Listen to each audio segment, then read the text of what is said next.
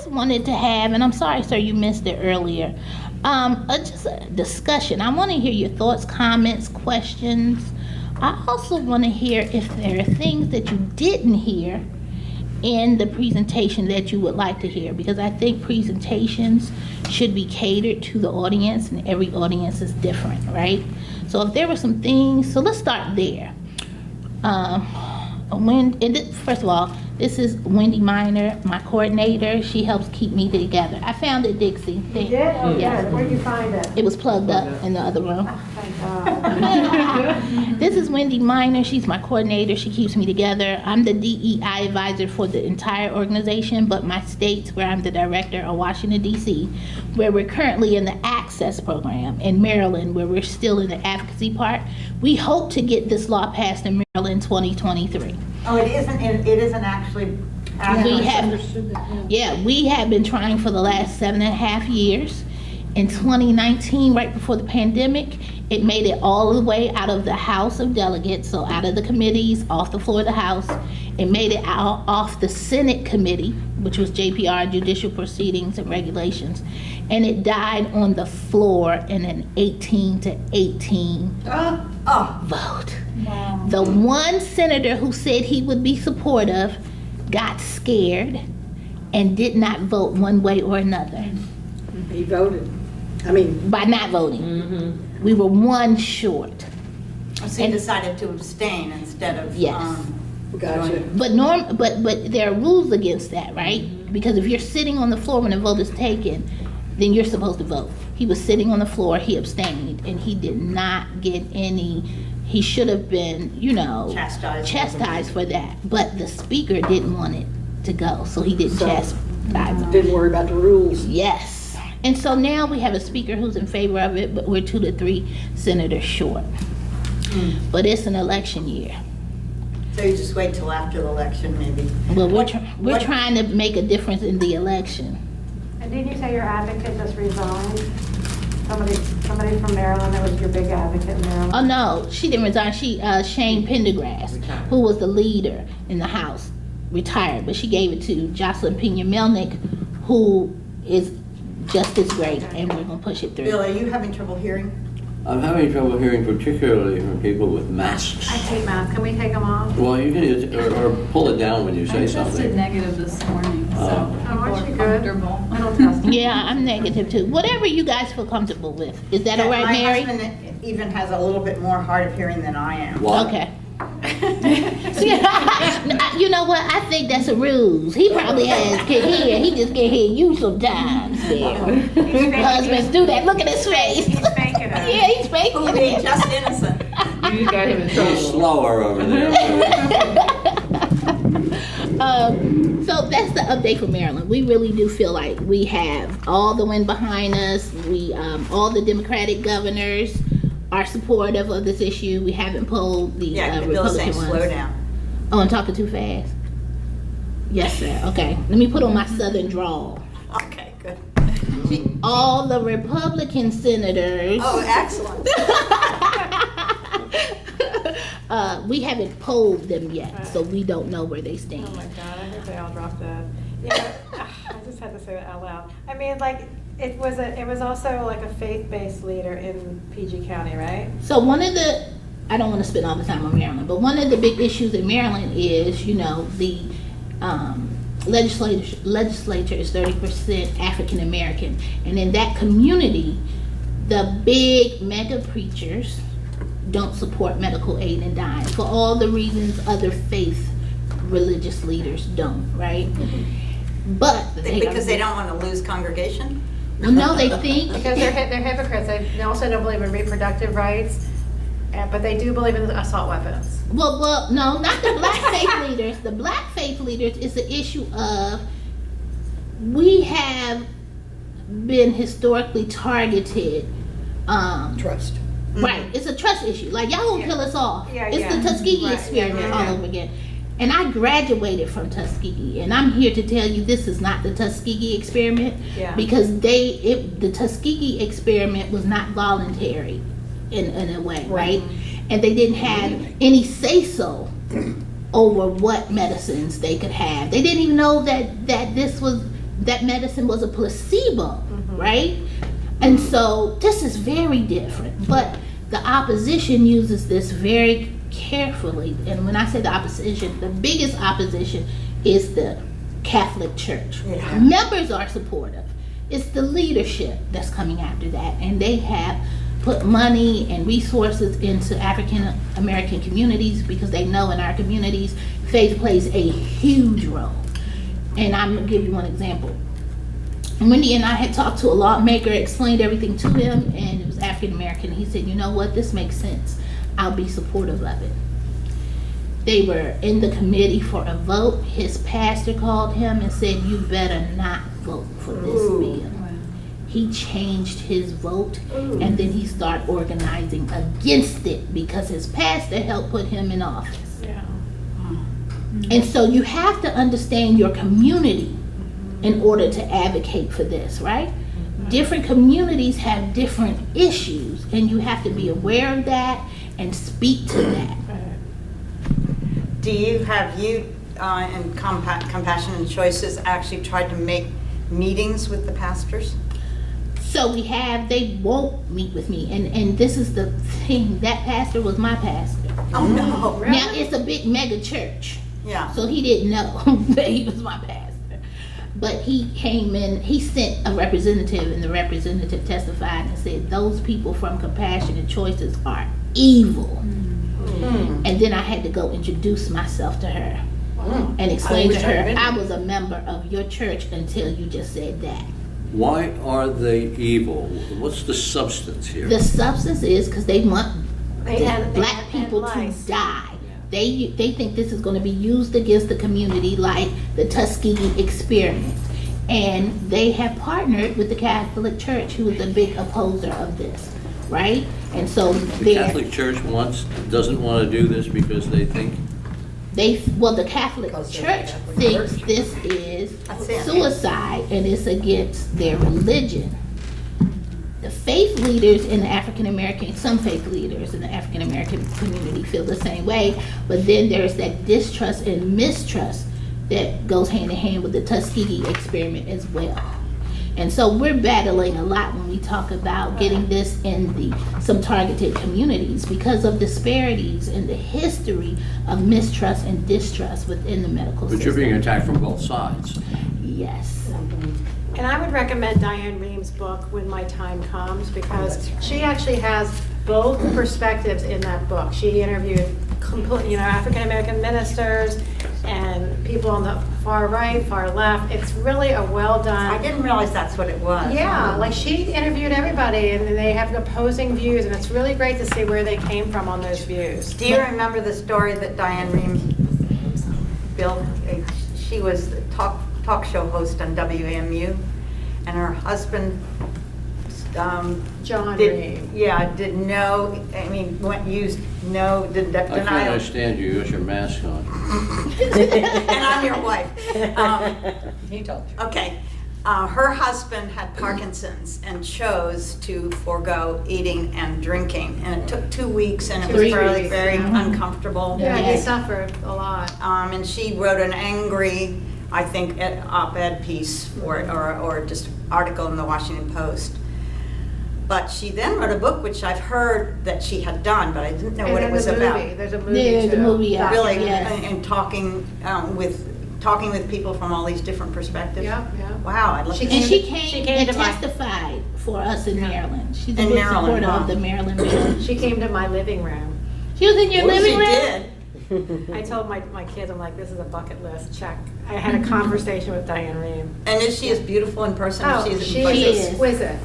I She made is her, exquisite, but she's Yeah. tough. You and I me, made we want her, to she's play very with her. tiny, she's very tiny. She Oh, is. she's tiny. I huh? made her an apple pie, Oh. and I don't even think she ate it because she's very tiny. But she's newly married, Oh. very happy, married a minister. He has a house in Florida. They go back and forth, and he's gorgeous too. And I call them Barbie and Ken. the 80-something Barbies. Oh, yeah, gorgeous. Barbies.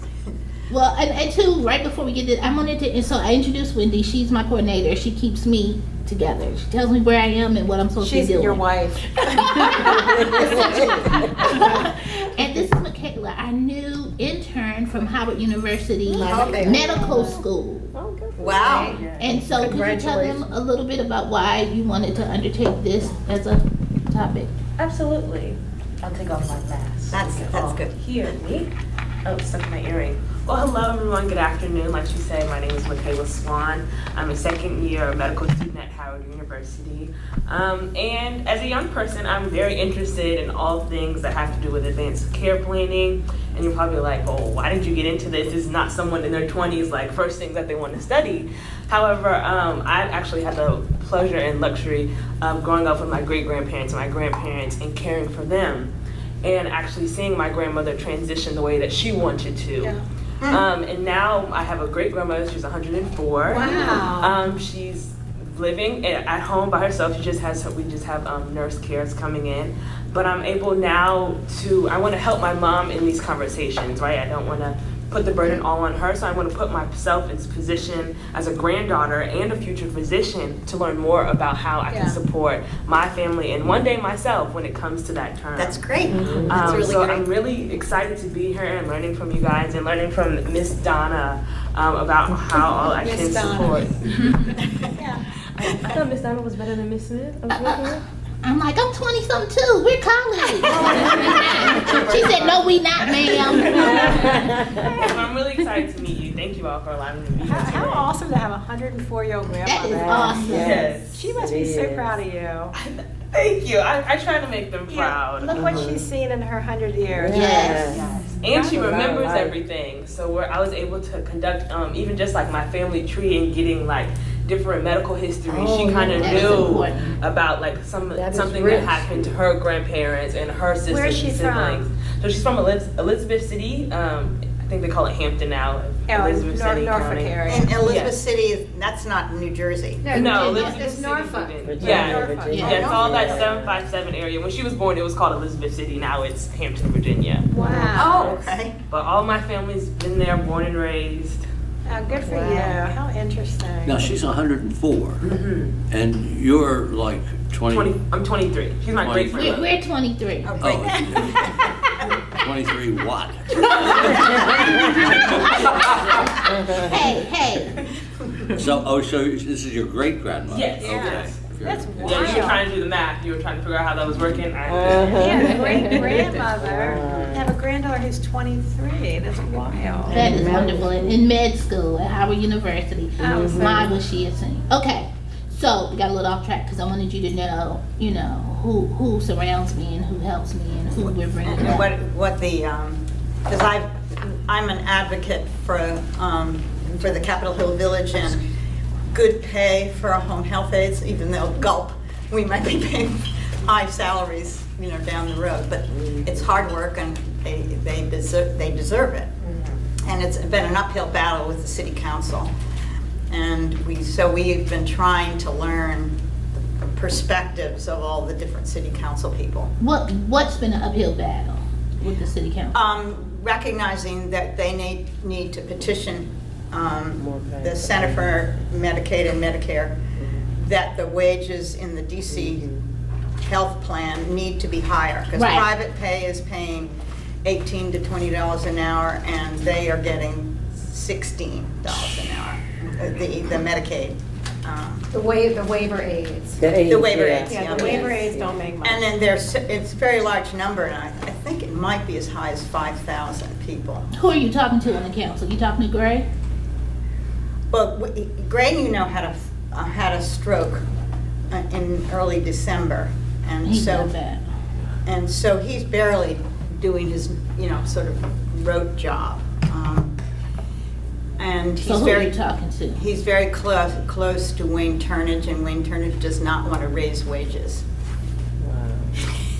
Like you Yeah, should but share. Wayne Turnage is not talking to me about my issues either. Okay. All right. He we talks should to talk. his boss, Dr. Nesbitt. Mm-hmm. He talks to her, and he is aware of what the mayor thinks. Okay. What does Look, she think? She good? he I would think be she's doing not it. interested in raising Right. wages either. If she because- wanted to raise wages, he would do it. Yeah. Robert White.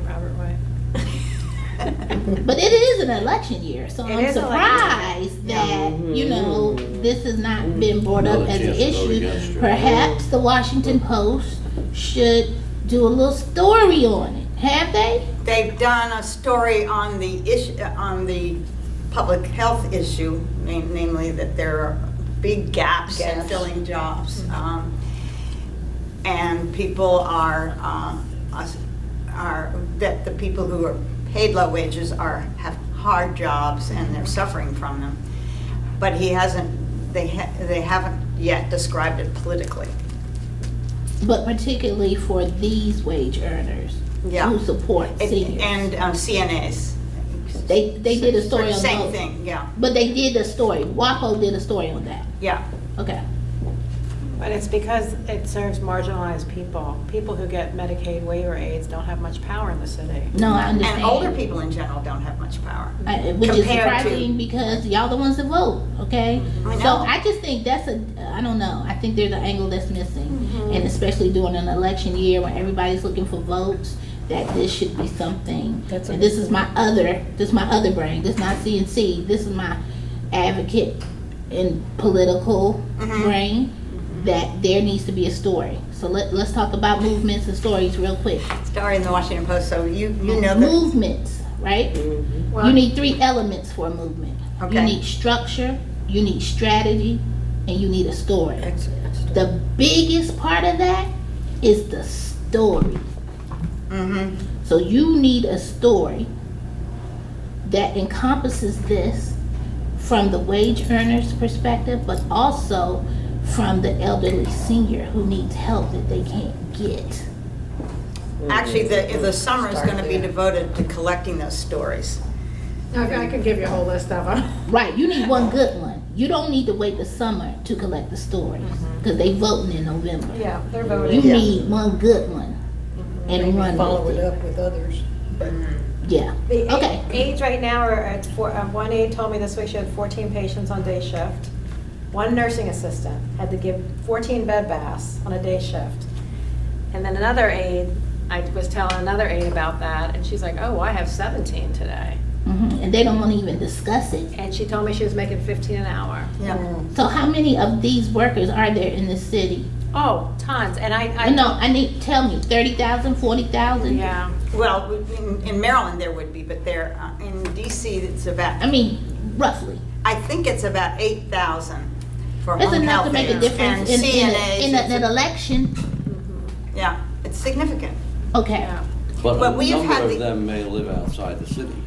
Oh, that's the part of the They all problem. live outside the city. My aides drive in from Hagerstown to Yeah, Gaithersburg right. to make $15 an hour. So they're not Wow. voters in the city. Yeah, that's part of the problem. 75% of the CNAs and home health aides in the city live outside of DC. Because it's so expensive here. Yeah, That's part of the story. Absolutely. Yeah. Okay, y'all give Gas me, look, prices. I'm gonna charge y'all some other prices for that. Get What back on about the this. media? so Anybody knows it's anybody? it's 1.5 times your current salary of 0. Yeah, right. Exactly. But no, that strategy, and I think in the next month or so is when you need to pull the thing on that, because after November, no one's gonna be listening as much. We're working closely with the, I forget the exact number, of the SEUI, SEIU, the labor. SEIU, yeah. And they have, Labor union. they have CNAs particularly who have testified and have gone to visit individual. But you need to make it a Washington story.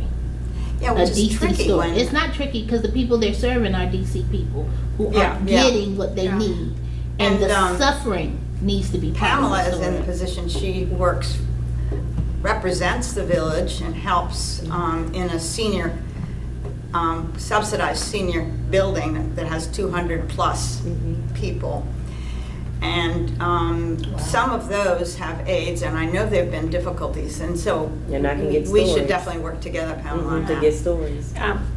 I want to just share an email. My friend works she does a lot of advocacy. She sent me an email just yesterday. She said, I've been remiss in pestering you about this topic, You are one of the prominent people of employers and appreciators of personal care aids in the city. So I would be crazy not to have you do some stories to submit as a testimony for our Domestic Workers Bill of Rights. It's happening right now. Is that AJ Yeah. Poon? No, AJ Poo, she also, of course, is very much, so I'm sending you lots of information, and I'll forward it on to you, but she's asking for, please sign the letter of support with the DC Council. Please sign up to testify on June 16th. Send me your testimony draft, submit your written testimony by 3 p.m. on Wednesday the 15th. And then they have all these video testimony examples to go by. So it's right So here. what I'm saying, yeah, but that's the legislative part. You got to get that in the news. Yeah. Right, because it's two-pronged, right? Sometimes folks aren't motivated to do what they need to do legislatively, and so the media helps provide that motivation. Yeah, I'll send this to you. I like how you put that. All right, so now we're going to talk about medical aid and dying. I'm sorry, I get so distracted. She's not really Susan back Cedric. there. Okay. Because I've been so busy with this just for the last 2 weeks. What are your questions, comments, or concerns around medical aid and dying? Or I don't know if it's even in that category. Okay. I wanted to come back to the issue of who's opposing yes, this, and I certainly respect the Tuskegee history that informs African American persons and others, yes, but I don't know. In the world we're in, increasingly, I always begin to say, who's making money off of this decision? And I wondered if you had considered that, or maybe it's not worthy of consideration. You know, what's the angle I'm always looking for? When people oppose something that's in the best interest of the people they serve, and I respect that they haven't really decided that maybe, but I always think there's somebody's paying somebody is what I. and that very well may be. I'm not sure about that. I know in this community, the two people you do not go against is your pastor and your doctor. Yeah. And so we're not going to win them over. Yeah. Ladies, am I right? Yep, you're right. Absolutely. We're not going to win them over attacking them, Yeah. right? Right. We have to provide other positions and other perspectives. So we have a faith-based council that we have some African American pastors on. They're not on top of they're not part of the mega churches, right? But they are offering other positions and saying, wait a minute, you know, there are other ways to think about this and providing that alternative conversation. Because at the end of the day, we want you to do what you want to do. Yeah. Some people will never be for it, and that's the message too. If this is not for you, we support you and will fight and advocate for you if someone tries to make you do this. Yeah. Yeah. This is all about a personal choice. We have somebody in this group, which is Mike Morse, who is a former pastor in many different churches, United Church of Christ. And he's very active now in the United Church of Christ in Frederick, Maryland, and has been passionate about issues of death with dignity, and particularly with issues of how do people with dementia. His wife and her 6 sisters died of dementia, and her mother did too. And he was present at a lot. His former wife, now he has a different wife. So he is a pastor who, an ex-pastor, a retired pastor, who's still active in the church. Yeah, the UCCs are with us. They endorsed this as a concept in the 1980s. Really? Okay. Right? The UCCs are with us, and the They were also there doing AIDS funerals back And when, that's why- when nobody else was doing AIDS funerals. and UULM, the UUs. What kind of funerals? AIDS AIDS funerals. funerals. The Catholics wouldn't do it, the AIDS. Baptists wouldn't do Oh, it. AIDS funeral. Oh, wow. But the Catholics were Unitarian- against that? They weren't Ugh. naming it, they weren't, How was I ever a Afraid Catholic? they're gonna die. well, they were homosexuals getting a disease and they was forbidden. Right, it was- It just was harder. I mean, I'm just saying that back in the early days, only the Unitarians were, The UUs Offering and the church. UCCs are the faiths that are supportive in general. And so Yeah. we lead with them, but we talk to everybody else. I will tell you another group that is very supportive because they get it because of the AIDS scares, the LGBTQIA churches. They get it. You don't have to sell it to them. They've lost members, right? And this was started by those with AIDS and those with aggressive forms of cancer who suffered. Yeah. See, sometimes I say this issue is like the Washington Post. If you don't get it, you don't get it. Yeah. If you have not watched a person suffer at the end of life, you don't know what we're talking about. But those faiths get it because they held the hands Because of they those. saw all that, yeah. Donna, one question I had related to dementia is I've had clients that, don't want to go through the disease. They're at the stage where they can, cognitively, they're still there, they're in the early stages, and they are able to say their wishes, but they don't qualify for MAID because they don't have a 6-month prognosis. What are their options? So in terms of MAID, it's very limited because it's very clear right now where we are with that. But in this book, did you get one of these books?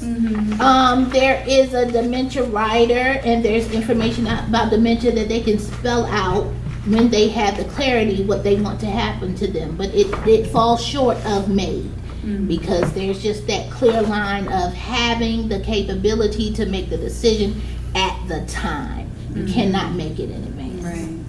Okay. So you can fill this all out, but it won't do you any good. No, but there are other things that you ought to consider. Yeah. Right? Well, there are other. voluntary restriction and BPD. Yeah. There are other things you can Is that consider, the but it's main just thing? fall of May. The refusing to eat is the main thing that people will do in that situation. But you can also refuse all extraordinary measures, right? So if you go into cardiac arrest, don't resuscitate me. Do DNRs.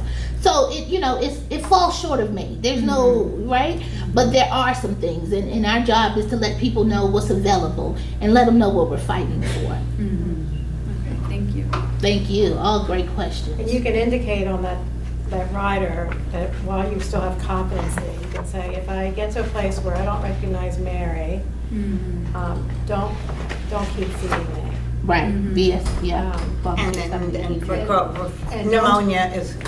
Don't take me for any antibiotics in the hospital, whatever. Yeah. Yeah. The dementia provision is on page 23. Okay, thank you. And it says, I want to live as long as possible. That's an option. And it goes all, I want no life-saving treatments. It's a number of things you can do. And it's a start. It falls short of MAID, like I said, but it's a start. When you say it falls short of MAID. MAID, I'm sorry, medical aid and dying. Oh, medical aid and dying. Okay. Yeah. There It is encompasses a everything. dementia advance directive in the book. In Dying. That's the name of the When law. My Time Comes by Susan Flanders. And she writes a book about her father dying of dementia and how she wishes it was different. She's an Episcopal priest at St. Columbus. And so at the back of the book, she has a new advance directive that she's tailored for dementia. And it's really good. And it's a little bit further down, a little bit more detailed, but it's really good. And that's in her book. When My Time Comes. Okay. And the No. That's the name of the book Yeah, is If I Ever Lose My that's Mind. Susan Flanders' book is called If I Ever Lose My Mind. That's right, yeah. These are not Okay. references from the Yeah, If I last Ever Lose My Mind Yeah. by Susan Flanders. Okay, thank you. I'm kind of just poking around from things, but I can't help this. I want to.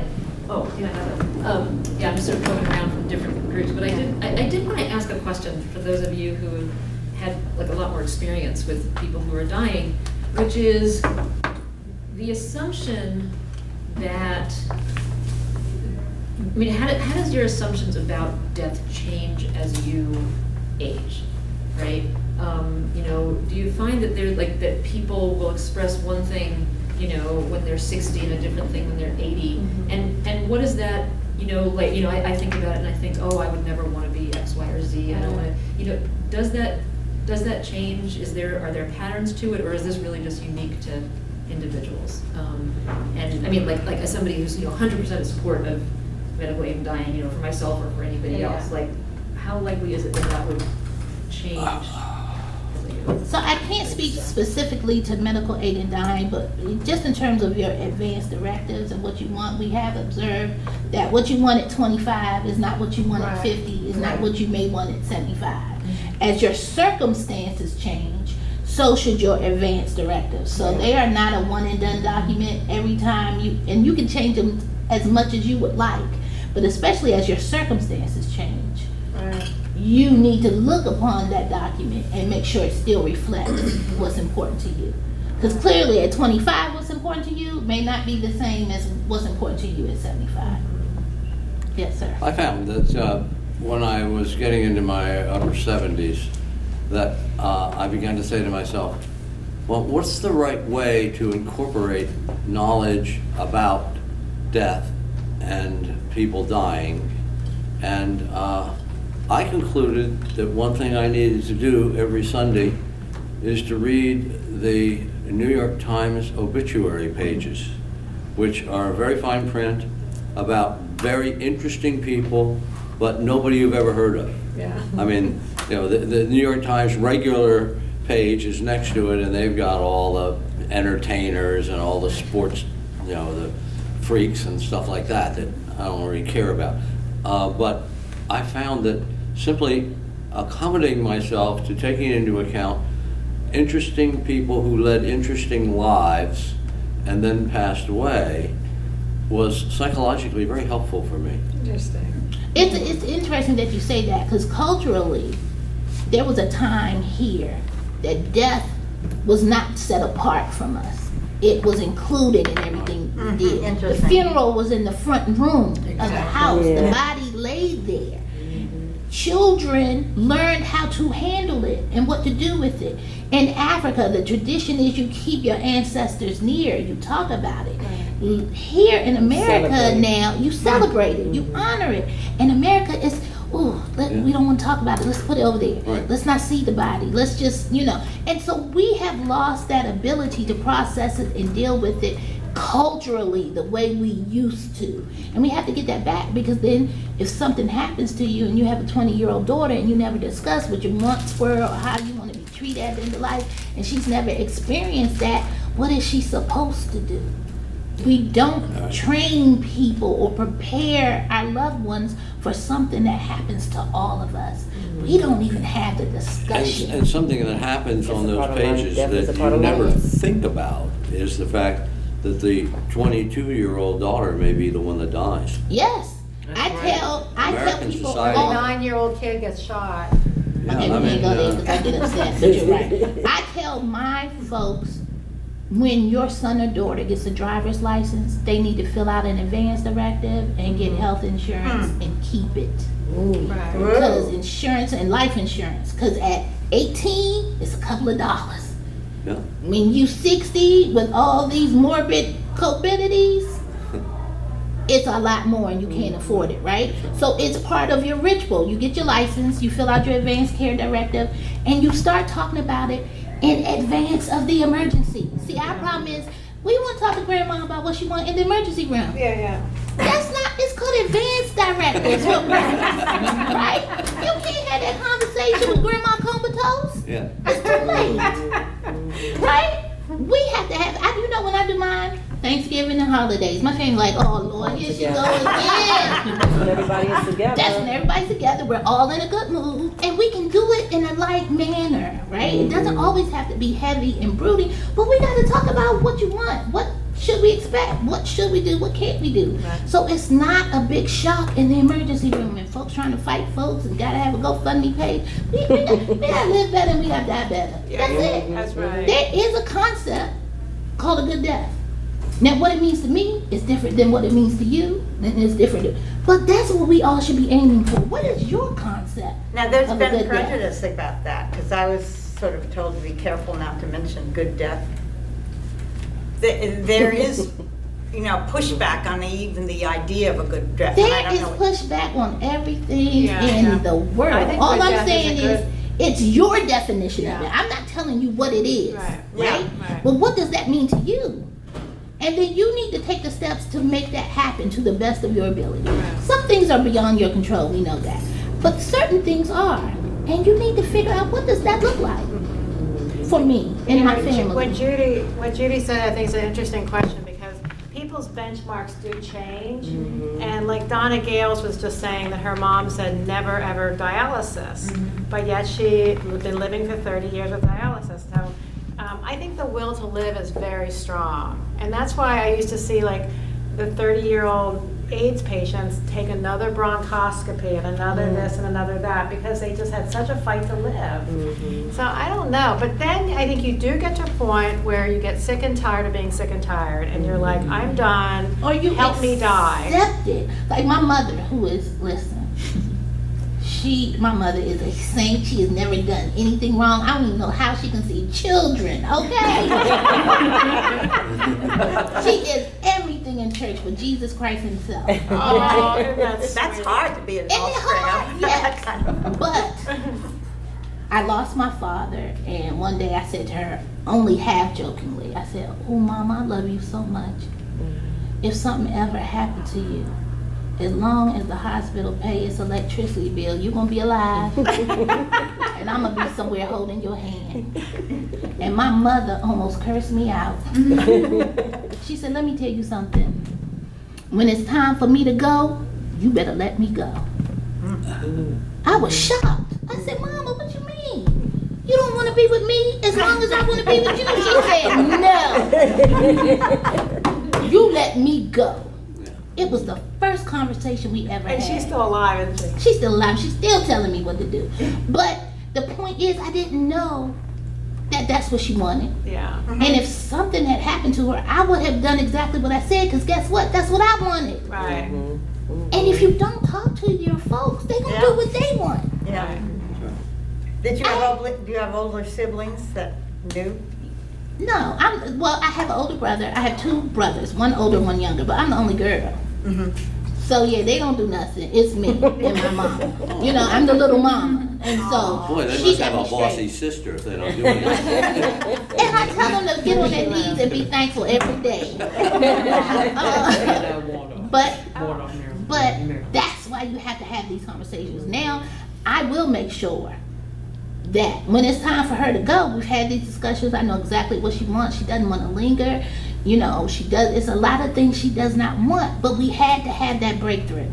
How old is your mother? She is 79. She'll be 80 in August. And she called me every morning. A kid. She's to a tell young me still what to do. young. I'm telling her that y'all said that. Still young. But she's 4'11", but she like 4'11"? yes, and she's shrinking, so she might be 4'8" now. But she's like Napoleon. Don't nobody play with her. We all scared of her. I'd love to meet your mother. Oh, but she come across, she gonna say, "Oh, Dixcy, it's so nice to meet you." That's how she come across. But she don't play. Oh wait, now does her church support what you do? They know about it. They are not actively opposing it, but it's a generational thing. Right. They're like still grasping it, putting their hands But around it. Waldorf is a community that you want to get on board, right? Oh, but her church is in Oxon Hill in Fort Washington. Oh. And that community is not supportive. That's the home of the mega churches. They put people in office. But there is a link to money in those mega churches, I think. Those are businesses. That's where it's at. And surprisingly, some of our biggest supporters are from the progressive Jewish community. Yeah. And I went and I spoke to them, and I was nervous and I'm scared because I don't know anything about the Jewish community. And so I finally I got up and said, look, I might make some mistakes. Y'all help me, okay? I don't know anything about the culture, but let's talk about this. They start teaching me stuff about the culture. We were singing songs. But it's amazing when you go into a space and admit what you don't know. Right. But I want to give this information to you. Can you help me do this? Because I want you to get the most out of it. Right. They were helping me. Well, Donna, we do it like this. I know Right. this is what you do it like, but we do it like. It was one of the best presentations I ever gave. Isn't that nice? Because there is a commonality. Right. Right? Jesus was a Jew. But also, people want to die the best death they can. Yeah. So what does that look like for you in the Jewish community? Right. What does that look like for you in another community? Right. You gotta have this conversation, meet people where they are, and then take them on the journey with you. I have to tell the story of an aunt who notified her granddaughter that she was going to be her executor and she was going to have a pretty tough couple of weeks because she'd been diagnosed with cancer and her doctor had said that she should go into hospice. So they set her up, the granddaughter loved this grandmother, and they set her up in the living room And first she could sit up in the living room, and then by the time she died, several weeks later, she was lying flat. But they had cocktail hour All with right. her best friends in town, and the glasses got smaller and smaller, but until the very day before she died, she had a little sip of wine. Oh, right. And she had all these people come and visit her and tell her how wonderful she was and how much fun they had with her, and share the local gossip. And then she said to her granddaughter, you know, this is kind of fun. See, to me, that's a good death. It's not about the prognosis, right? Yeah. Right. She went out the way she wanted to go out. Look, I want to party. I want to be buried in a red dress with red lipstick and red fingernails. And I want a New Orleans band playing. I don't want no sorry, sad stuff. You know, Yeah. to me, that's a good death. Yeah, Celebrate great me. death. Right? But everybody's different. You know, someone else's may be very different. But that's what we got to talk about. That's what we got to shoot for and what we got to plan for, right? And that makes all the difference. I love that idea. Happy hour every day till I go. And they might add also, that they in set there. up an appointment with her pastor. And her pastor was a woman pastor. And they could only get about 5 minutes out of the two of them about what the memorial service should be like, because they were so busy gossiping about all the other people in the church. I love it. I love it. All right. What's the best way for, as a village? What's the best way for us as a village to sort of keep these conversations going, do you think? That's a good question. Yeah, that's a really good question.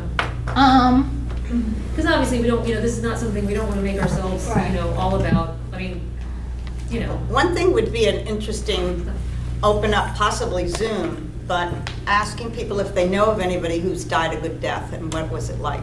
Yeah, that's a good way to talk about it, Yeah, that's right? good. What is a good death to Because you? some deaths are not in any given family. Or if you want to sign up and have accountability partners, like people who attended today, if they want to put their name in and say, would you like to just have like a prayer partner, but it's an accountability partner to kind of do what the goal, like set your own personal goals, and then that accountability person could check in with you once a month and say, how are you doing on that advanced? that's kind of what, well, that's kind Oh, of maybe we what should our- have our a- GPO That's a little Maybe bit we like should GPO, add- but it's Yeah.